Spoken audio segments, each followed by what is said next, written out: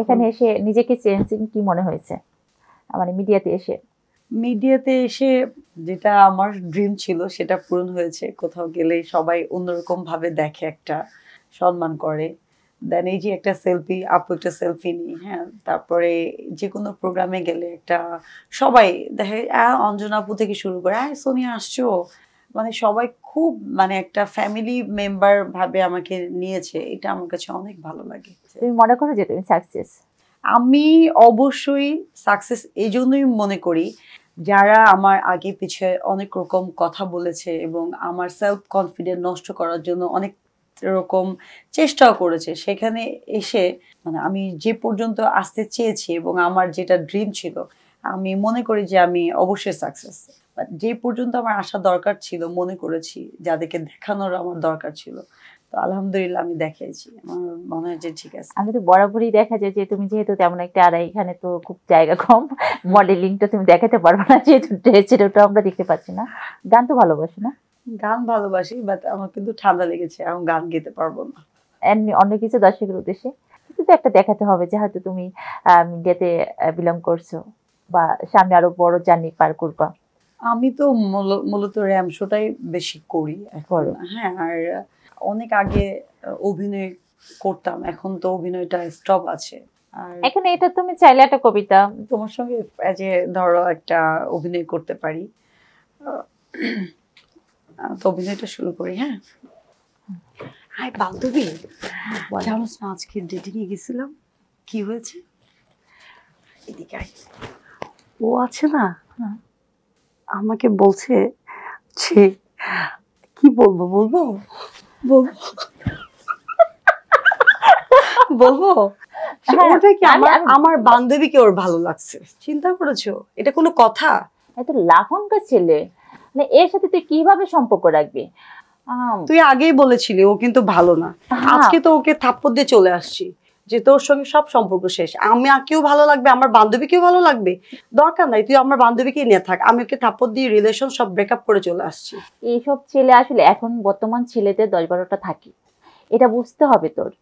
আগে হচ্ছে ছেলেদেরকে মাপবে, হ্যাঁ, এটা কত করে সবাই ভদ্র হলেই ভিতরে ভদ্রতা থাকে না, মানে এদের 10-12টা মেয়ে লাইনে রেখে এরা এই অবস্থা করে।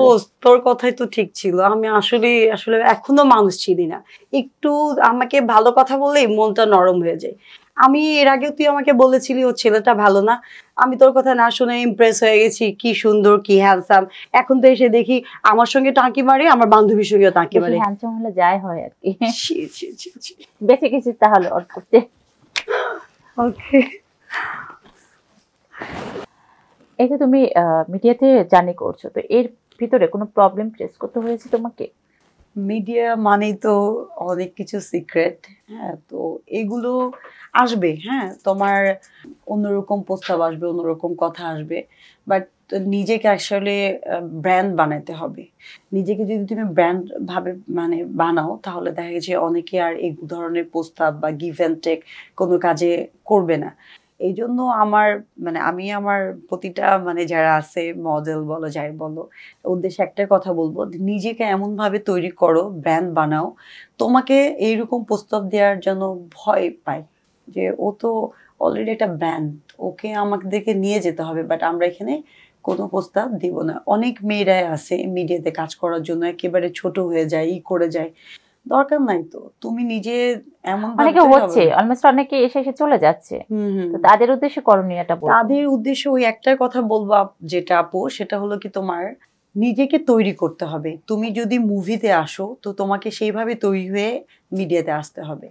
মুভি বলো, নাটক বলো, মডেলিং বলো, যেটাই বলো, তোমারকে নিজেকে রেডি হয়ে আসতে হবে।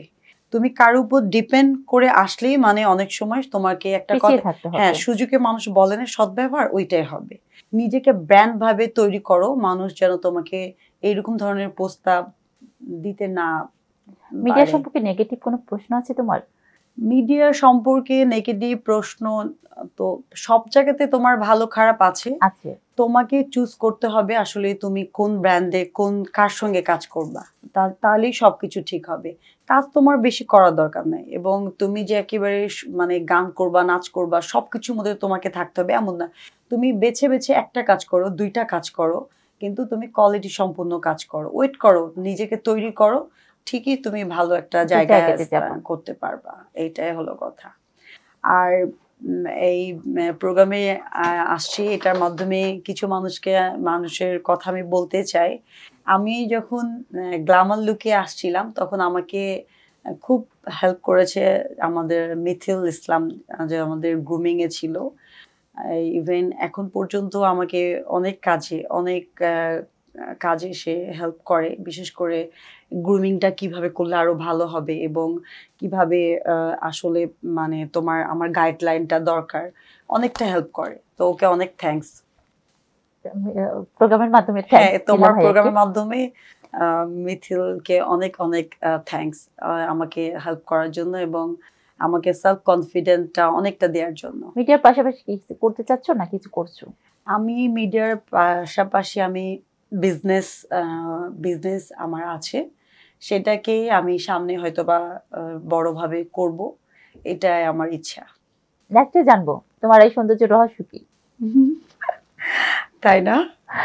সৌন্দর্য রহস্য হলো সবচেয়ে নিজের মনটা সুন্দর রাখতে হবে। আমি যে অবস্থাতেই থাকি মনটাকে খুব মানে মনটা আমি ফ্রেশ রাখার চেষ্টা করি, সেটা হয়তো আমার ফেসে আসে সৌন্দর্যটা, তাছাড়া তেমন কিছুই না। আচ্ছা আচ্ছা, মন সুন্দর হাসি খুশি থাকলে ফেসটা এমনিতে সুন্দর লাগে। এটাই আমার কাছে মনে হয় যে তোমার মনটা যদি ভালো থাকে এবং মনটা যদি ফ্রেশ থাকে, তোমার ফেসটা এমনি সুন্দর লাগে, গ্লো করতে থাকে। তারপরে তোমাকে আবার আমরা শুরুর ভিতরে বলে রাখলাম আমাদের মাধুর বিউটি কর্নারে ইনভাইট করে রাখলাম, একদিন তুমি এসে ঘুরে যাবা, দেখে যাবা আমাদের এখানে ফটোশুট করে। গ্ল্যামার গার্ল একটা টিপস এখানে আমরা করে থাকি, এটাতে তুমি করতে পারো। ওয়াও, থ্যাংক ইউ এই সুযোগটা করে দেওয়ার জন্য। আর আমি একটু যেগুলো মেকআপ টেকআপ করে যখন বৌদ্ধ সাজে, আমার কাছে ভালোই লাগে, এরকম শুট কয়েকটা করেছি, ভালোই লাগে, এই মানে একটা বউ বউ ভাব লাগে। বিয়ে করেছো? বিয়ে করিনি, করবো। চলতেছে কি? অ্যাফেয়ারে বিশ্বাস না, যাকে ভালো লাগবে একেবারে বিয়ে করবা। তাহলে এতদিনে কোনো সম্পর্কে তো জড়াও নেই? না, এই সম্পর্ক আমার ভালো লাগে না, এই জন্য সম্পর্কে জড়াইনি। এখন একেবারে চয়েসে আছি যে যাকে ভালো লাগে একেবারে ওকে আমার লাইফ পার্টনার করে নেব। কতক্ষণ আগে অভিনয় করে দেখলে, এটাই কি বাস্তবের এই ছিল? হ্যাঁ, বাস্তবে এখন এগুলোতে ফেড আপ হয়ে গেছি, কারণ বর্তমান ছেলেগুলা এতই ফেক। হ্যাঁ, ওদের একটা মেয়েদের হয় না, তাদের অনেকগুলো মেয়ে লাগে। এই যে একটা ভিতরে সেলফ কনফিডেন্ট আস্তে আস্তে নষ্ট হয়ে গেছে, এই জন্য বিয়ে শাদী বা বয়ফ্রেন্ড এগুলো ভালো লাগে না। এটার ভিতরে তোমার মনে হয় না যে তুমি একটা খুব ভালো একটা মানুষ পাবা, কাছের মানুষ পাবা, লাইফে হ্যাপি হতে পারবা? অবশ্যই পাবো, কারণ আমি যদি ভালো থাকি এবং আমি যদি 100% কাউকে মন থেকে চাই, আমি তো অবশ্যই মন থেকে সেইরকম একটা পার্টনার পাবো। কি মিডিয়া পার্সন থেকে করবা নাকি মিডিয়ার বাইরে? মিডিয়ার বাইরে। অনেক কথা তো আমরা শুনলাম, তো দর্শকের উদ্দেশ্যে কিছু বলো। আজকের প্রোগ্রামে আসছি, আমার প্রোগ্রামটা অনেক ভালো লাগলো, এবং আজকের প্রোগ্রামে আমার যে ফ্রেন্ড, যে বলো হোস্ট যে করেছে, ফ্রেন্ড বলো বা আমি ওর ফ্যান, যেটাই বলো, ওরকে খুব ভালো লাগে। নেক্সটে আবার তোমার প্রোগ্রামে আসবো। Thank you. আর দর্শকের উদ্দেশ্যে একটাই কথা বলবো, সবকিছুর নেগেটিভ পজিটিভ থাকবে, আপনারা নেগেটিভটাকে বাদ দিয়ে পজিটিভ ভাবে সবকিছু নেওয়ার চেষ্টা করবেন, ভালো খারাপ তো থাকে। আর আমার জন্য অবশ্যই দোয়া করবেন। তো বন্ধুরা, আমরা সোনিয়া পারভীনের সাথে অনেকক্ষণ গল্পে আড্ডায় আমরা সময় পার করলাম। নেক্সট আমাদের শুতে অবশ্যই সোনিয়া পারভীনকে পাচ্ছি। তো বন্ধুরা, আপনাদের আরো কোনো প্রশ্নের যদি অ্যান্সার থাকে তাহলে আমাদেরকে কমেন্টের মাধ্যমে জানিয়ে দিবেন, আমরা অবশ্যই অ্যান্সার দেওয়ার জন্য আপুকে রেডি করে আনবো। তো সেই পর্যন্ত সবাই ভালো থাকবেন, সুস্থ থাকবেন, আবারও কোনো সেলিব্রিটিকে নিয়ে আপনাদের মাঝে হাজির হয়ে যাব। আল্লাহ হাফেজ। আল্লাহ হাফেজ।